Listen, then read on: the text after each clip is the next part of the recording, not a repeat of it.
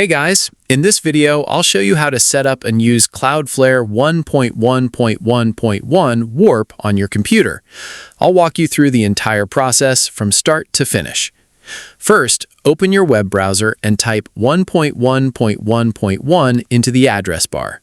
This will take you to the official Cloudflare website. From there, select the device you want to install Warp on. For this tutorial, we'll choose Windows. The installer should then download automatically. Once the download is complete, open the installation file to start the setup.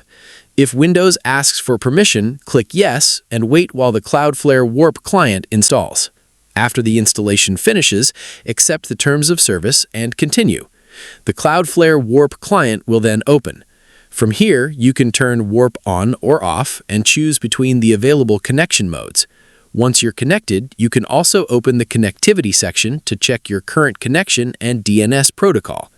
When Warp is enabled, you can close the application and continue using your computer normally. Whenever you need to change the settings, simply search for Cloudflare Warp or the Cloudflare 1 client and open it again.